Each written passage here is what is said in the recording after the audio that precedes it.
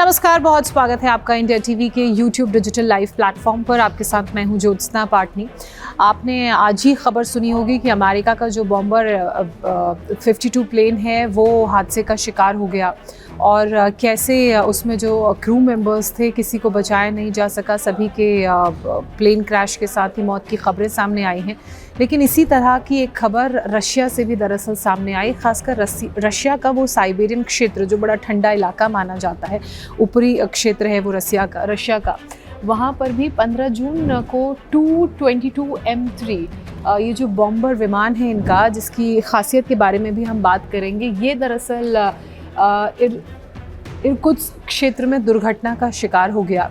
लेकिन राहत की बात यह है कि इस विमान में सवार, इस बॉम्बर में सवार जितने भी पायलट्स थे, जितना क्रू मेंबर था, वो सभी सुरक्षित हैं। सभी ने वक्त रहते इजेक्ट कर लिया और इस वजह से उनकी जान बच गई। अब बताया जा रहा है कि 4 से 5 लोग जिस वक्त ये विमान दुर्घटना का शिकार हुआ उसमें सवार थे। हालांकि कारण क्या रहे दुर्घटना के, किस तरह की टेक्निकल फेलियर्स आए या किस तरह की परेशानी आई या किसी पायलट की गलती थी, ये सब जांच का विषय है। इसके लिए एक कोर्ट ऑफ इंक्वायरी बैठेगी। कोर्ट ऑफ इंक्वायरी में ये फैसला लिया जाएगा। लेकिन आप इस विमान की खासियत को समझिए। दरअसल ये एक लॉन्ग रेंज सुपरसोनिक बॉम्बर है, यानी कि जो ऐसा बॉम्बर विमान जिसमें मारक क्षमता काफ़ी दूरी की होती है। इसमें आप मिसाइल से ये लेस होता है, इसमें पेलोड्स लगे होते हैं। अब अगर इसकी रेंज की बात की जाए तो 12,000 से ज़्यादा किलोमीटर की रेंज में ये मार करने में सक्षम है। हवा में, आसमान में बहुत ऊपर ये प्लेन जब उड़ता है तो इससे जो निशाना लगाया जाता है, उस निशाने को आप इस रेंज में कहीं भी दाग सकते हैं। इसीलिए इसे long range supersonic bomber plane कहा गया। इसकी मैक्स स्पीड है 2.2 प्लस। अब आप इस मैक्स स्पीड से अंदाज़ा लगा सकते हैं कि कितनी तेज़ी से हवा में ये उड़ता होगा और जब तक ये किसी जगह से गुजरेगा तब तक ये अपना काम कर चुका होगा, अपने टारगेट को लॉक कर चुका होगा।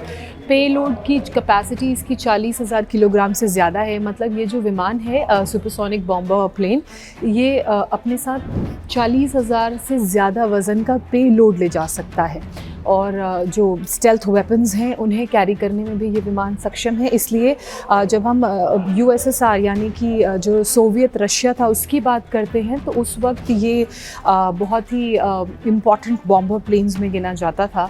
इसके अलावा इसकी अगर स्टेल्थ की बात की जाए तो ये लो ऑब्जर्वेबल है, यानी कि बहुत नीचे भी ये चीज़ों को बारीकी से देख सकता है, फ्लाई कर सकता है और इसकी जो स्टेल्थ पावर है वो बहुत शानदार है।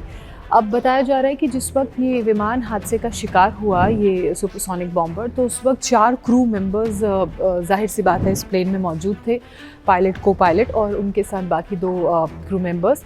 तो उन सभी ने सुरक्षित इजेक्ट कर लिया। उन्हें जैसे ही इस बात का अंदेशा हुआ कि अब प्लेन जो है वो उनके कंट्रोल से बाहर हो गया है, वो आसमान में ना उड़ के नीचे की तरफ डाइव कर रहा है, तो उन्होंने अपने आप को सुरक्षित इजेक्ट करते हुए पैराशूट की मदद से सफल अपनी लैंडिंग कराई। लेकिन विमान जो है वो हादसे का शिकार हो गया। लैंडिंग के दौरान विमान किस तरह से नीचे गिरा, ये इसका जो फुटेज सामने आया है वो भी बड़ा इंटरेस्टिंग है। उस फुटेज में साफ तौर पर दिख रहा है कि हवा में प्लेन जा रहा है, अचानक से वो विमान ऐसा लगता है उसकी ग्रेविटी ख़त्म हो गई है और वो नीचे गिरने लगता है। और ये जो नोज़ का हिस्सा होता है विमान का, ये जो बिल्कुल आगे का, कॉकपिट से बिल्कुल आगे का हिस्सा, वो उसके बल ज़मीन पे गिरा है। यानी कि जो नोज़ डाइव हुआ है और इसमें जो घर्षण पैदा हुआ, जो फ्रिक्शन पैदा हुआ, उससे आग लगी और ये पूरा का पूरा विमान जल गया, 2 टुकड़ों में टूट गया। अब विमान जो है वो साइबेरिया इलाके में रशिया के उड़ रहा था, तो वहाँ पर जो पूरा जंगली क्षेत्र है, आसपास जो जंगल हैं और रिहायशी बसावट नहीं है, जंगलों से घिरा हुआ जो पूरा इलाका है, वहाँ पर लोगों ने इस प्लेन को हवा से नीचे गिरते हुए देखा। और फिर बाद में जब मौके पर रेस्क्यू टीमें पहुँची या फिर जो आसपास के लोग पहुँचे होंगे, उनको पता लगा कि ये विमान के 2 टुकड़े हो गए हैं, उसमें आग लग गई है। धुआं उठता हुआ जब नज़र आया तो और ज़्यादा से ज़्यादा संख्या में लोग वहाँ पर इकट्ठा हुए देखने के लिए कि दरअसल ये जो हादसा हुआ है इसमें कोई ज़ख्मी तो नहीं है, क्या इस प्लेन में कोई सवार तो नहीं था। विमान में इस तरह की भी बहुत बातें कही जा रही थी, क्योंकि इसकी जो पेलोड कैपेसिटी है वो 40,000 किलोग्राम से ज़्यादा है। तो जाहिर सी बात है इसमें कई बार स्टेल्थ वेपन्स को ढूंढने का काम किया जाता है। तो ये क्लियर कर दिया गया कि विमान में किसी तरह का कोई हथियार नहीं था, इसलिए जिस ज़मीन पर ये विमान गिरा उसे कोई नुकसान नहीं हुआ। अब आप सोचिए कि अगर इस विमान में जो 40,000 किलो से ज़्यादा वज़नी हथियारों को ले जा सकता है, इधर से उधर ट्रांसपोर्ट कर सकता है, उसमें अगर हथियार होते और नोज़ डाइव करके ये नीचे की तरफ क्रैश हुआ है, इसमें आग लगी है उस फ्रिक्शन से जो नीचे जब ये प्लेन टच किया होगा ज़मीन को, तो अगर इसमें हथियार होते तो कितना बड़ा यहाँ पर हादसा होता, एक बड़ा धमाका भी हो सकता था। लेकिन इस तरह का कुछ नहीं हुआ है, इसलिए जो आसपास का इलाका है, हालांकि जंगली क्षेत्र था, वहाँ पर किसी तरह का कोई नुकसान नहीं हुआ, किसी तरह की कोई आग नहीं लगी। और जो पैरामीटर है बहुत ही रिस्ट्रिक्टेड है, जितने एरिया में ये प्लेन गिरा बस उतना ही पैरामीटर है जो प्रभावित है। इसके अलावा जो आसपास का जंगली क्षेत्र है वो पूरी तरह से सुरक्षित है। अब सवाल ये उठता है कि जो अमेरिका का B-52 बॉम्बर था जो आज क्रैश हुआ एडवर्ड एयरबेस से उड़कर रेगिस्तान के इलाके में, जिसमें 8 पायलट सवार थे, उनकी अब 8 एयरफोर्स के क्रू मेंबर्स सवार थे, उनकी मौत हो गई। उससे पहले ये विमान जो है वो हादसे का शिकार हुआ। इसके पीछे कारण क्या रहा, क्यों ये विमान हादसे का शिकार हुए? तो अब उसको लेकर ये बात सामने आई है कि इंजन फेलियर एक बड़ा कारण है।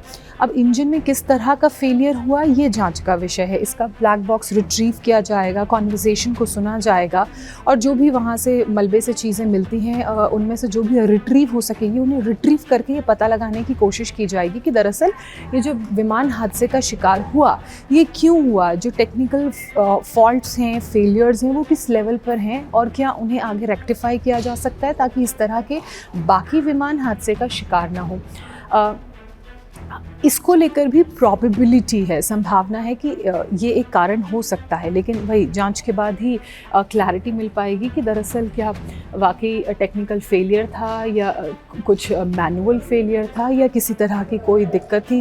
जब विमान हवा में उड़ता है तब बहुत सारे ऐसे फैक्टर्स होते हैं जिनको ध्यान में रखना होता है, उन पॉसिबिलिटीज़ को ध्यान में रखना होता है। कई बार आप देखेंगे जो कमर्शियल फ़्लाइट्स होती हैं वो तो बर्ड हिट की वजह से भी उनमें आग लग जाती है या इंजन ख़राब हो जाता है या फिर इंजन तक फ्यूल की सप्लाई नहीं पहुंच पाती है। अब इन विमानों की क्योंकि रफ्तार उन विमानों से ज़्यादा तेज़ होती है, क्योंकि इनका जो मैक पावर है उसकी बात करें,